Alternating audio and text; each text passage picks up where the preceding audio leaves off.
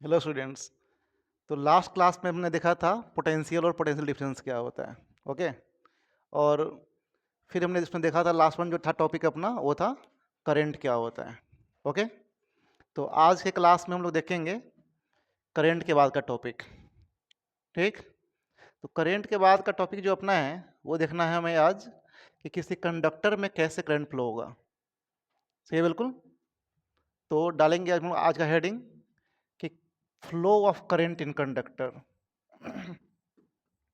Flow of current in conductor कि conductor में किसी कैसे करंट फ्लो होगा।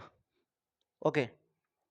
नाउ तो इसको देखने के लिए सबसे पहले हम क्या करते हैं, एक ड्रॉ करते हैं कंडक्टर को। ये रहा अपने पास है कंडक्टर, स्टार्टिंग एंड है ए और लास्ट एंड है इसका बी। ठीक है बिल्कुल। नाउ कंडक्टर में हम सबको पता है, हमने लास्ट क्लास में देखा भी था कि इसका शेप क्या होता है। शेप रहता है इसका सिलेंड्रिकल। मीन्स जो भी अपने पास रहेगा कंडक्टर उसका शेप क्या रहेगा, सिलेंड्रिकल शेप रहेगा। ठीक है बिल्कुल। ना अब नॉर्मल रूम टेम्परेचर पे, मीन्स मैंने क्या बोला अभी कि एट नॉर्मल रूम टेम्परेचर या एट रूम टेम्परेचर। ओके। तो रूम टेम्परेचर पे कोई भी कंडक्टर के अंदर जो भी होंगे फ्री इलेक्ट्रॉन्स, क्या होंगे, जो भी होंगे यहाँ पे फ्री इलेक्ट्रॉन्स, वो किस रहेंगे मोशन में, रैंडम रहेंगे मोशन में।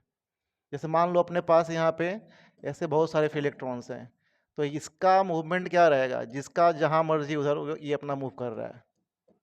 ओके। तो नॉर्मल क्या होगा कि रूम टेम्परेचर पे जितना भी रहेगा कंडक्टर के अंदर का फ्री इलेक्ट्रॉन्स वो क्या रहेगा, रहेगा रैंडम मोशन में। ठीक। ओके। नाउ बट जैसे ही मैं क्या करूँगा, इस कंडक्टर को एक बैटरी से जोड़ दूंगा, एक सोर्स से मैं जोड़ूंगा इसको, तो जितना भी फ्री इलेक्ट्रॉन्स का जो रैंडम मोशन था वो क्या हो जाएगा, उसका हो जाएगा अलाइनमेंट। ठीक है बिल्कुल। मीन्स ये जो फ्री इलेक्ट्रॉन्स हैं जो किस में है अपने पास, रैंडम मोशन में है ये अभी, रैंडम मोशन में है अभी। बट जैसे ही इसी कंडक्टर में हम क्या करेंगे, ठीक है ना, हम लोग जब इसको जोड़ेंगे एक बैटरी से, मान लो देखना यहाँ पे इधर कि सेम कंडक्टर अपने पास है, स्टार्टिंग इंड ई और लास्ट इंड बी। ठीक। जैसे मैंने क्या करा, इस कंडक्टर को जोड़ दिया एक बैटरी से, प्लस माइनस ये अपने पास रहा battery.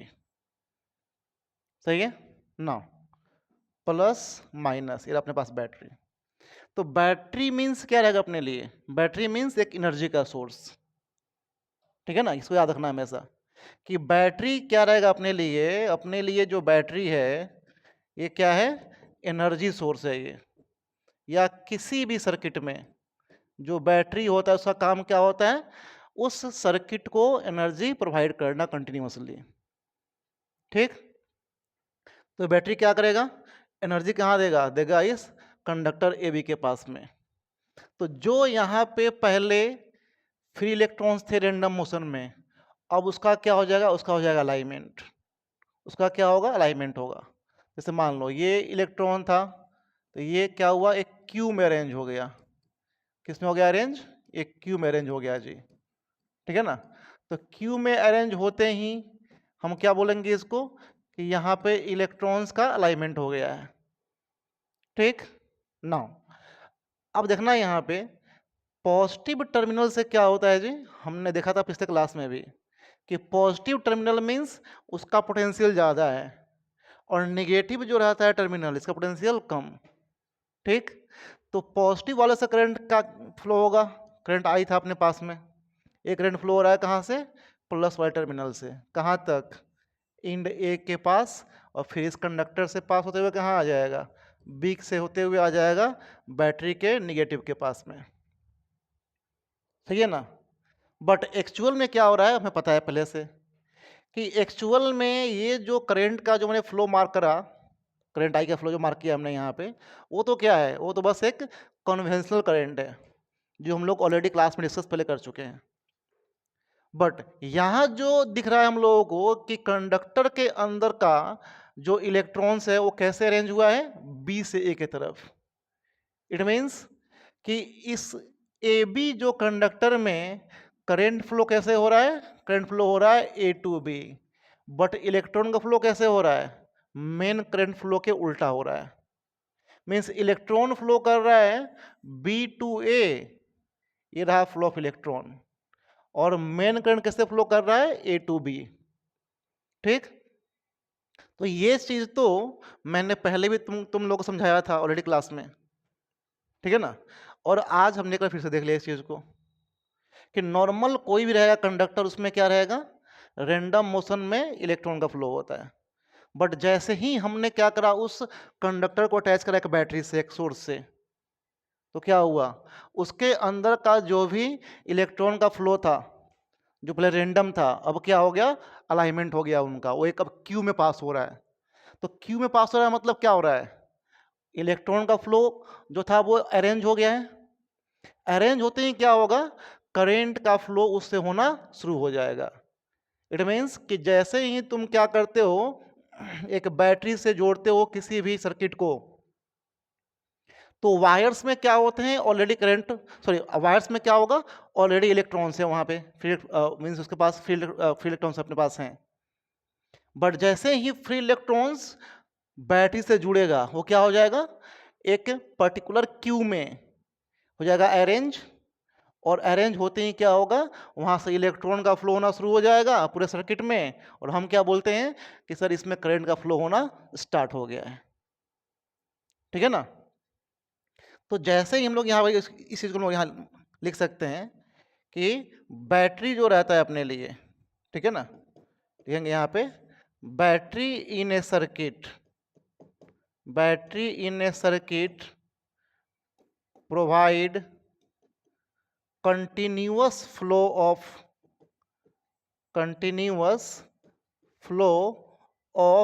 energy, continuous flow of energy।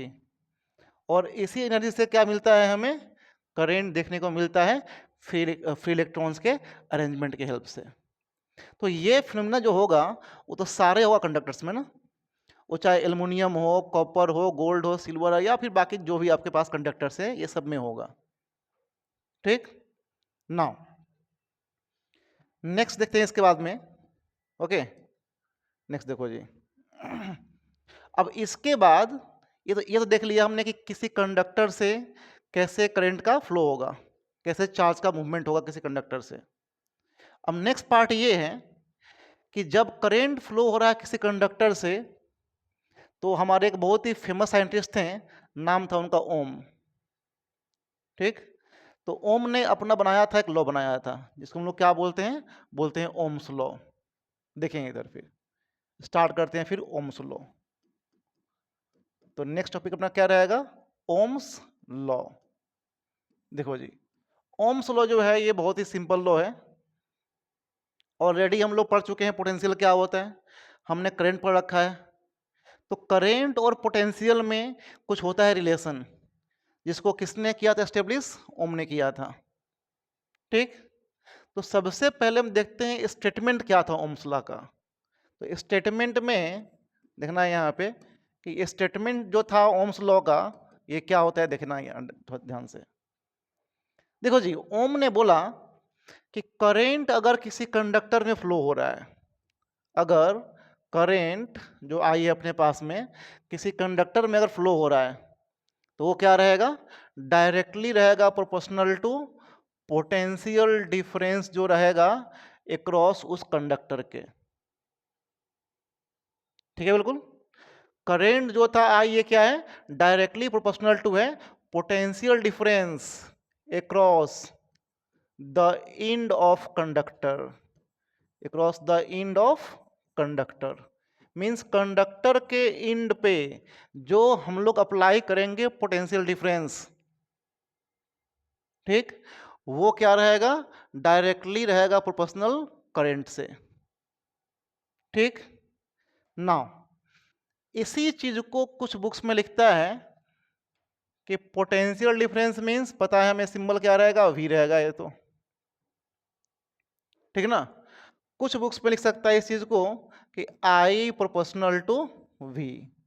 तो I प्रोपोर्शनल टू V का मीनिंग क्या रहेगा कि current flowing through the conductor is directly proportional to potential difference across the end of that conductor. अब कुछ बुक्स में उल्टा लिखता है, कुछ में क्या लिखता है कि V प्रोपोर्शनल टू I लिखता है, V प्रोपोर्शनल टू I लिखता है। तो अब इन दोनों में सही कौन है, गलत कौन है? देखो ऐसा कुछ नहीं है कि सही कौन गलत कौन है, दोनों ही ठीक है, दोनों ही क्या है, ठीक है।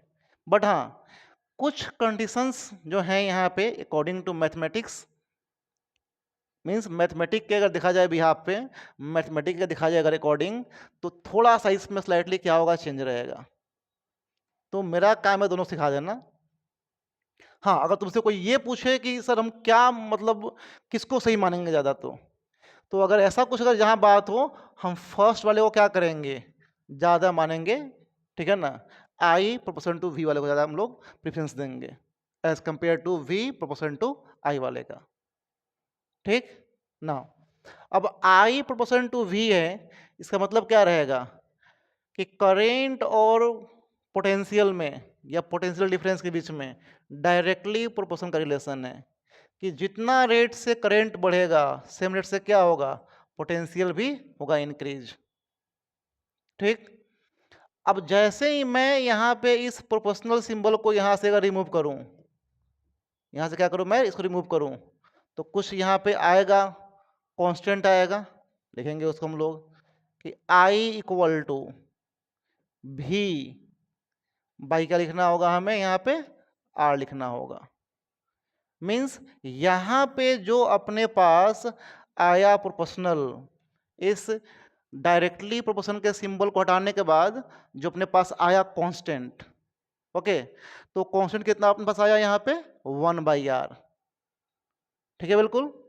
इस वाले केस में अपने पास 1/r क्या आया, 1/r अपने पास आया एक कांस्टेंट।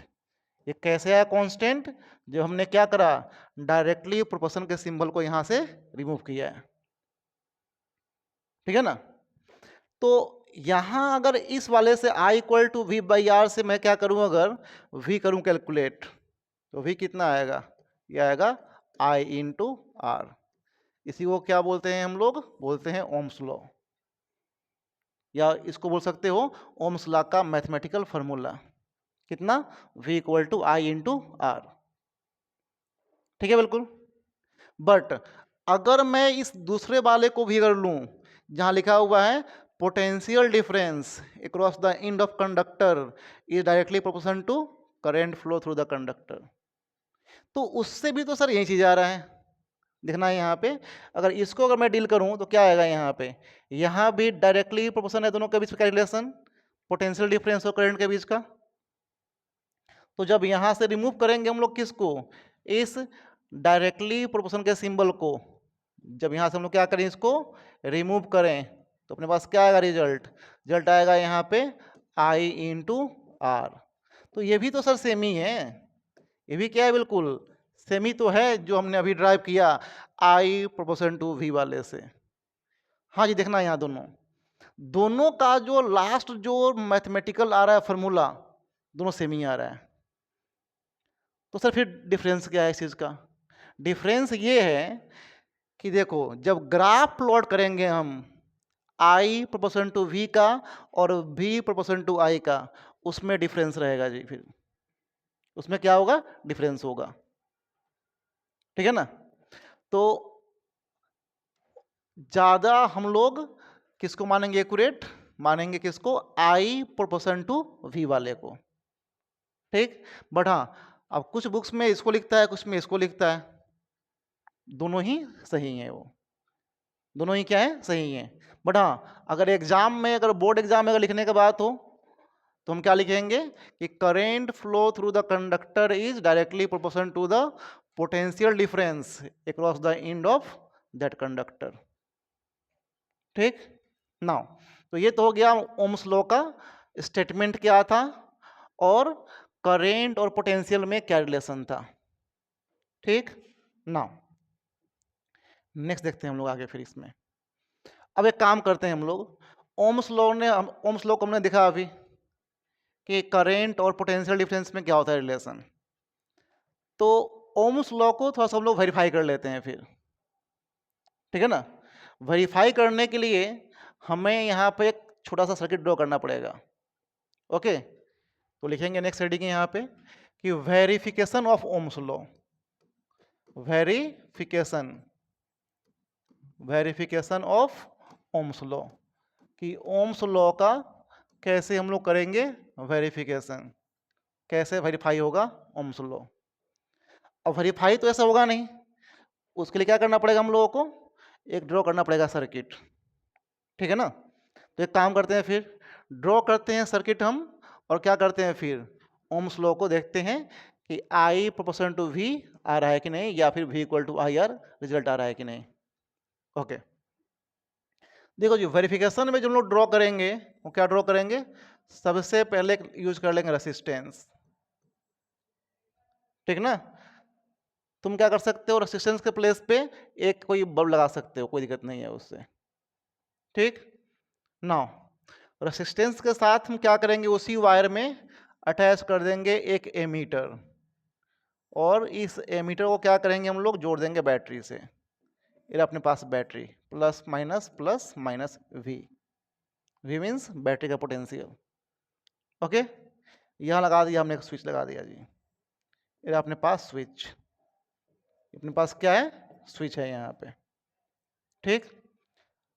जो दूसरा एंड था सर्किट का, जोड़ दिया किससे, स्विच वाले पार्ट से, सही है।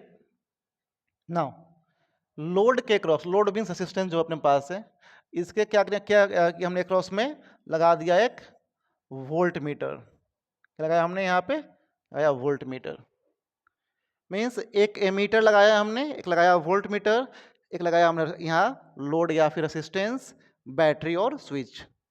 ओके, सबका यहाँ पे मैं जो यूज किया है सिंबल्स, मैं नेम उसका लिख दे रहा हूँ। ये क्या रहेगा अपने लिए, ए मीन्स एमीटर। अब ये क्या होता है, एमीटर का मतलब क्या रहेगा जी, करेंट मेजरमेंट करने वाला एक इंस्ट्रूमेंट। करेंट जो मेजरिंग रहेगा, करेंट मेजरिंग इंस्ट्रूमेंट रहेगा कौन, हाँ जी, ये रहेगा एमीटर। तो एमीटर जहाँ कहीं भी अगर यूज होगा, इट मीन्स वहाँ क्या करेगा, वो करेंट का मेजरमेंट करके देगा हम लोगों को। दूसरा यूज किया हमने यहाँ पे वोल्ट मीटर, उसको लिखेंगे यहाँ पे V means volt meter, VOLT, volt meter. तो इसका काम क्या रहता है, देखो जी, वोल्ट मीटर का काम होता है पोटेंशियल या फिर वोल्टेज को मेजरमेंट करना। ये भी एक इंस्ट्रूमेंट है, ठीक है ना। इसका भी काम क्या होता है, काम होता है पोटेंशियल मेजरमेंट करना, पोटेंशियल मेजरमेंट करना। ये किसका काम होता है, ये काम होता है वोल्ट मीटर का, ठीक है ना। आर था अपने पास, आर क्या रहेगा जी, ये अपने पास है रेसिस्टेंस। तुम रेसिस्टेंस ले सकते हो, या फिर रेसिस्टेंस के प्लेस पे तुम कोई एक बल्ब लगा सकते हो वहां पे, जो बैटरी से ऑपरेट होता हो, ठीक है ना। नाउ अब देखना यहाँ पे ध्यान से थोड़ा सा, जैसे हमने सर्किट को जोड़ा, यहाँ पे सब कुछ लगा दिया, स्विच को हमने क्या करा, ऑन कर लिया। तो स्विच ऑन होते ही क्या होगा, यहाँ पे करंट का फ्लो होगा शुरू यहाँ पे सर्किट में, ठीक है ना। करंट का फ्लो कैसे होगा, प्लस की तरफ से होगा।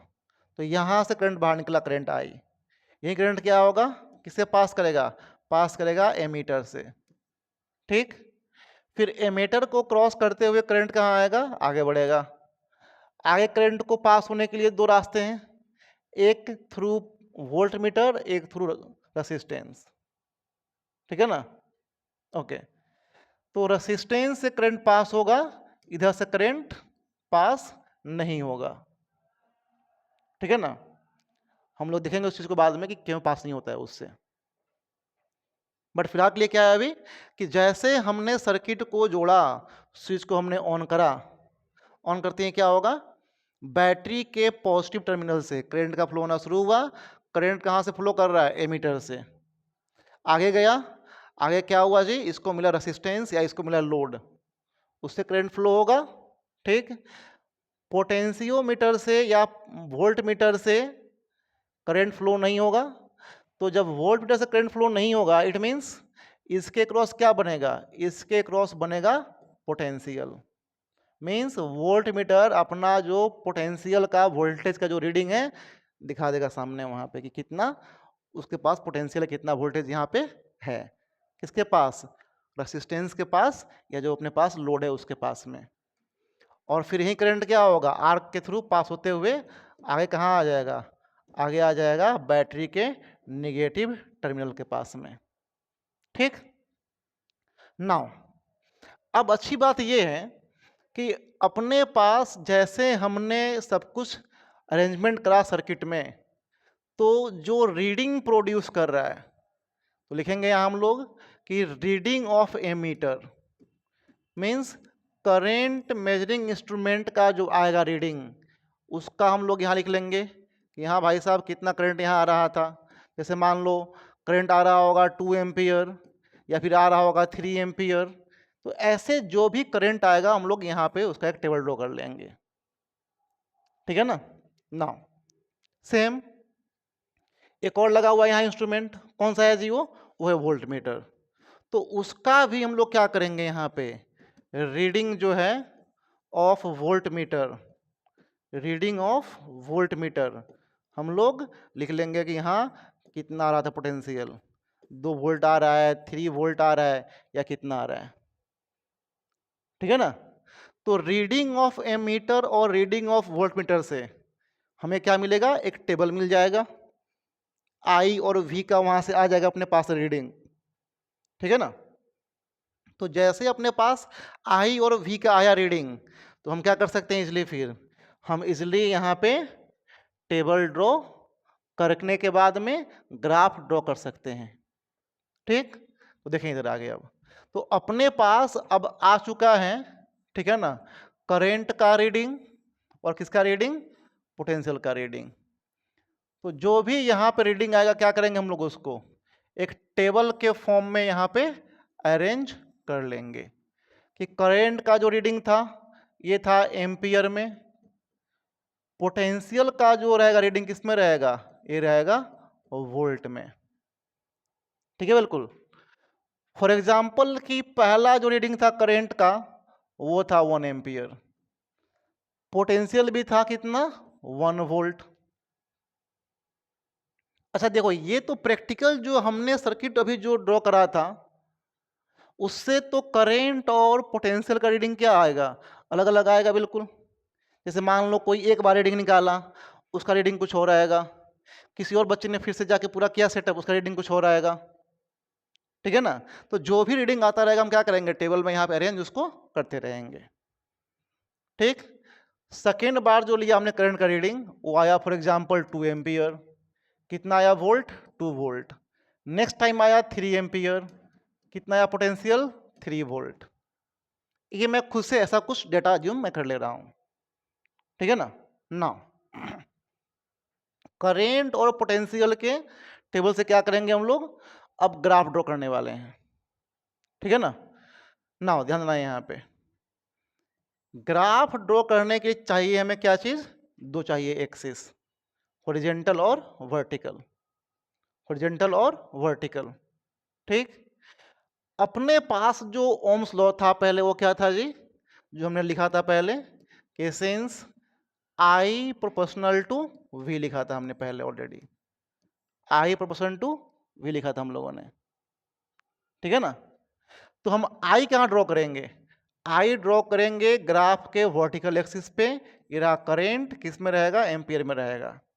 इधर रहेगा ओरिजिन, पोटेंशियल कहाँ रहेगा, रहेगा हॉरिजॉन्टल वाले एक्सिस पे। ये किस में रहता है, हमेशा वोल्ट में रहता है। ठीक है ना। नाउ कितना करंट था जी पहले, करंट था 1 एम्पियर। ठीक है, ये रहा 1 एम्पियर। कितने था वोल्टेज पे, 1 वोल्ट पे, मार्क कर लेंगे इसको 1 वोल्ट पे। फिर था करंट 2 एम्पियर, इधर कहीं रहेगा 2 एम्पियर। कितना था पोटेंशियल, 2 वोल्ट। यहाँ मार्क कर लेंगे 2 वोल्ट। फिर था करंट 3 एम्पियर, इधर कहीं रहेगा 3 एम्पियर करंट। कितना था पोटेंशियल? 3 वोल्ट। मीन्स जो भी टेबल का अपने पास रहेगा रीडिंग, हमको क्या करना है, उसको ग्राफ पे मार्क कर लेना है, आई वाला आई पे, वी वाला वी वाले एक्सिस पे। ठीक। नाउ अब क्या करेंगे, 1 वोल्ट और 1 एम्पियर वाला पॉइंट को यहां करेंगे लोकेट। तो 1 एम्पियर से चलेंगे, इधर कहीं आएगा, 1 से इधर कहीं पॉइंट आया अपने पास में। सेम 2 चलेंगे एम्पियर से और इधर से आएंगे 2 वोल्ट से। तो 2 वोल्ट मीन्स इधर कहीं पॉइंट रहेगा, 2 एम्पियर मीन्स इधर कहीं हमें मिलेगा, इंटरसेक्शन पॉइंट मिलेगा। ऐसे ही 3 एम्पियर से और 3 वोल्ट से। तो 3 वोल्ट मीन्स अगर यहाँ से देखा जाए और इधर से 3 एम्पियर, इधर कहीं हमें पॉइंट मिलेगा। ठीक। तो अपने पास ओरिजिन है, 1 का पॉइंट है, 2 का पॉइंट और 3 का पॉइंट है। क्या करेंगे, सारे पॉइंट्स को अटैच करता हुआ एक लाइन से इसके ज्वाइन कर देंगे। तो लाइन से ज्वाइन करोगे, लाइन कुछ ऐसा आएगा जी, लाइन आ रहा है यहाँ पे स्ट्रेट। इसका मतलब ये हुआ कि करेंट और पोटेंशियल के बीच का जो ग्राफ बनेगा, कैसा बनेगा, ग्राफ बनेगा स्ट्रेट लाइन। स्ट्रेट लाइन यहाँ पे ग्राफ बन रहा है। इसी ग्राफ को तुम बोल सकते हो और करके लीनियर ग्राफ भी। कौन सा ग्राफ? Linear graph. ठीक है ना। तो देखो जी, तो ओम्स लॉ का ग्राफ कैसा बनता है? बनता है स्ट्रेट लाइन, ओरिजिन से पास होता हुआ बिल्कुल। ठीक है ना। नाउ ध्यान रखना, ये हमने कब ड्रॉ किया है? आई प्रोपोर्शन टू वी ड्रॉ किया हमने, तो ग्राफ अपने पास ऐसा बन रहा है। ठीक। तो जब भी एक एग्जाम में अगर कुछ ऐसा पूछता है, तो जब तुम ग्राफ ड्रॉ करना, उसके नीचे उसका नाम जरूर लिखना, या कोई भी अगर डायग्राम ड्रॉ करते हो तो डायग्राम के जस्ट नीचे उसका नेम जरूर लिखें। किसका ग्राफ था ये? लिखना यहाँ पे figure, graph of Ohm's law, graph of Ohm's law. ये ओम्स लॉ का अपने पास ग्राफ था ये। ठीक। तो अल्टीमेटली ओम्स लॉ का ग्राफ कैसा बनता है? बनता है स्ट्रेट लाइन ग्राफ या फिर लीनियर ग्राफ बनता है, ओरिजिन से पास होता हुआ। ठीक है ना। नाउ अब जो ये टेबल दिया है, हमने तो ग्राफ ड्रॉ कर दिया। मान लो अब तुमको ये बोले कि ठीक है, ये टेबल में जो आपका गिवन जो करेंट और पोटेंशियल का जो रीडिंग था, उससे रेसिस्टेंस निकालो, तो फिर कैसे करोगे? रेसिस्टेंस निकालने के लिए पता है हमें, हम सीधे यूज करेंगे ओम्स लॉ। कि सर ओम्स लॉ आपने सिखाया अभी, V इक्वल टू होता है आई आर। हमें यहाँ पे V का रीडिंग पता है और I का रीडिंग पता है, क्या निकालना है हमें? R निकालना है। तो क्या लिखोगे यहाँ पे? लिखोगे ना R इक्वल टू क्या चीज? V by I. क्या लिखोगे? R equal to V by I लिखोगे। ठीक। और यहाँ पे जो वोल्टेज का दिया हुआ है रीडिंग और जो करंट का दिया है रीडिंग, सबको ऐड करके डिवाइड कर देंगे। ठीक है ना। तो उससे अपने पास जो निकलेगा रिजल्ट, वो क्या निकलेगा? निकलेगा एवरेज रेसिस्टेंस। ये कैसे निकालेंगे हम लोग? सारे पोटेंशियल को, means 1 volt plus 2 volt plus 3 volt divide by 1 ampere plus 2 ampere plus 3 ampere. जो भी यहाँ डाटा दिया रहे टेबल, करेंट और पोटेंशियल का जो रीडिंग रहेगा, सबको जोड़ देंगे और उसको डिवाइड कर लेंगे। इसका कितना का रिजल्ट? 3 + 2 5 + 1 6, नीचे भी 6 ही आएगा, मीन्स रिजल्ट आएगा 6/6। कितना आएगा रिजल्ट? ये आएगा RAV। ये कितना आएगा? 1 ओम। ओम मीन्स रेसिस्टेंस का होता है SI यूनिट। ठीक है बिल्कुल। तो यहाँ पे RAV आया 1 ओम, तो ये क्या करता है इंडिकेट? देखो जी, एवरेज जो रेसिस्टेंस अपने पास आया 1 ओम, ये क्या हमने ड्रॉ किया है? ये हमने जो ओम्स लॉ का जो था वेरिफिकेशन, वहाँ पे जो करेंट और पोटेंशियल का जो रीडिंग आया था, किससे? एमीटर और वोल्टमीटर से। तो फाइनली हमने क्या करा, एमीटर और वोल्टमीटर से ग्राफ ड्रॉ किया है पहले तो ओम्स लॉ का, और साथ में क्या किया है हमने यहाँ पे एवरेज जो था रेसिस्टेंस वो हमने कर लिया कैलकुलेट। तो एग्जाम में या फिर एनसीईआरटी में या फिर बहुत सारे जो दूसरे जो रेफरेंस जो बुक्स हैं उसमें इसके ऊपर बेस्ड कुछ होता है क्वेश्चंस, तो उसे तुम ट्राई करोगे, उसका आंसर अब आ जाएगा। ठीक है ना। ना अब थोड़ा सा हम लोग आगे बढ़ते हैं यहाँ से। ओके, देखिए इधर जी, अब आगे बढ़ने के लिए मैं थोड़ा सा ग्राफ डाल लेता हूँ ओम्स लॉ का। ठीक, देखना यहाँ पे अभी जो हमने ड्रॉ करा कि graph of Ohm's law, graph of Ohm's law, इसको जरा बात कर लेते हैं डिटेल्स में कैसे क्या होगा। देखो जी, ओम्स लॉ के ग्राफ में मैंने अभी ड्रॉ किया अभी, यहाँ आई ड्रॉ किया था एम्पियर में, इधर वोल्टेज था किसमें, वोल्ट में, या पोटेंशियल था वोल्ट में, ओरिजिन था, ग्राफ बना था straight line passing from origin. ठीक, अब ग्राफ था स्ट्रेट लाइन, या इसी को हम लोग क्या बोलते हैं, बोलते हैं लीनियर ग्राफ, लीनियर ग्राफ बोलते हैं हम लोग इसको, दोनों सेम ही रहेगा, स्ट्रेट लाइन या फिर लीनियर ग्राफ। ठीक, अब तुम लोगों ने पढ़ रखा होगा पहले ही क्लास 9th में कि किसी भी ग्राफ का स्लोप को कैसे करते हैं कैलकुलेट। ठीक है ना, ग्राफ का स्लोप निकालना, ठीक है ना, तुमने सीखा होगा क्लास 9th में। ओके, नाउ स्ट्रेट लाइन का जो होता है स्टैंडर्ड इक्वेशन, स्ट्रेट लाइन का जो होता है स्टैंडर्ड इक्वेशन, ठीक है ना, या स्ट्रेट लाइन ग्राफ जो बन रहा है यहाँ पे, तो उसमें ये जो एंगल जो फॉर्म हो रहा है विद पोटेंशियल, ये थीटा एंगल कितना है हमें भी निकाल सकते हैं, वो निकालना है हमें अभी। ठीक है ना। नाउ तो हम लोग पहले ये सीखे, देखना यहाँ ध्यान से, कि स्ट्रेट लाइन, ठीक, का अगर हम लोग स्लोप निकालें कभी भी, क्या निकालें हम लोग, अगर स्लोप निकालें तो उसका कितना आता है वैल्यू, आता है 1। कितना आता है जी वैल्यू उसका, 1 आता है, हमेशा फिक्स है ये कि स्ट्रेट लाइन का स्लोप कितना आएगा, हमेशा आएगा 1। तो ये अपने पास जो ग्राफ ड्रॉ हुआ है मतलब कितना ड्रॉ किया हमने, ये ना अपने पास है स्ट्रेट लाइन, कितना स्लोप रहेगा इसका, 1 रहेगा। और हमने सीख रखा है ऑलरेडी कि tan थीटा से निकालते हैं स्लोप, किसे निकालते हैं, tan थीटा से निकालते हैं। तो tan थीटा का फॉर्मूला क्या लिखोगे यहाँ पे इस ग्राफ के लिए, perpendicular by base, P by B। ठीक है ना, ठीक है बिल्कुल, tan थीटा कितना होगा, P बाई B जो होगा अपने पास में। ठीक ना, और यही ना P बाई B को क्या बोलेंगे हम लोग, बोल सकते हैं slope of graph, slope of graph. ठीक है बिल्कुल, याद है सबको ना। तो स्लोप ऑफ ग्राफ मैंने लिखा हुआ है कि स्ट्रेट लाइन है, कितना इसका स्लोप होता है, 1 होता है। तो यहां लिख सकते हो ना तुम यहाँ पे कि tan थीटा इक्वल टू 1।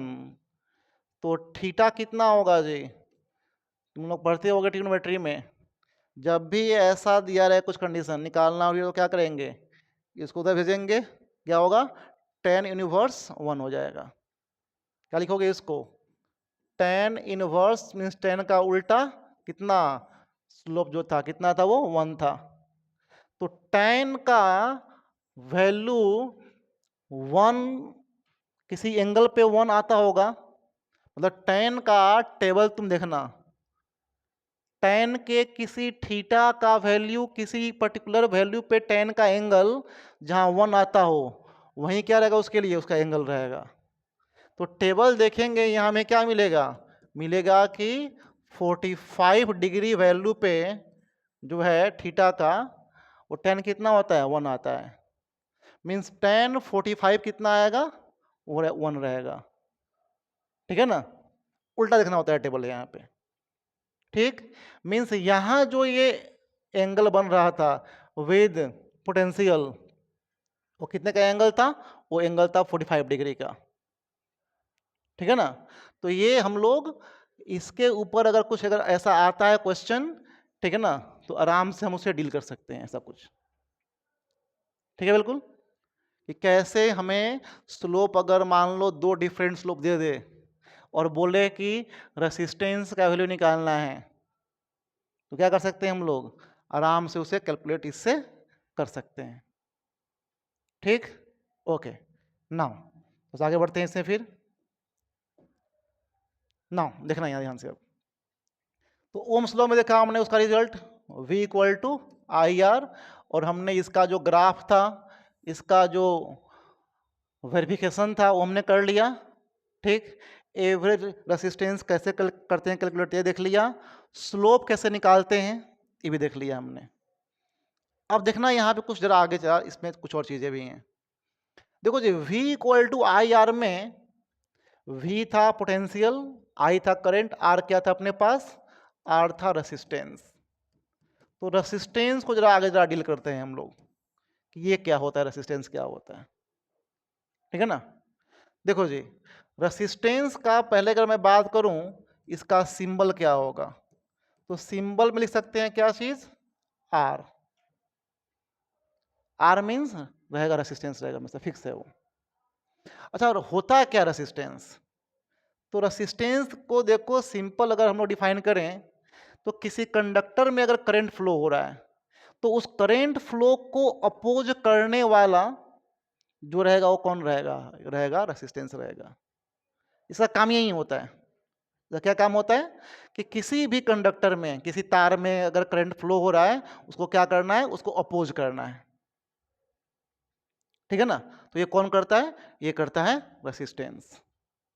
ठीक, तो इसके लिख सकते हैं ना डेफिनेशन में हम लोग कि it opposes the flow of current in a conductor.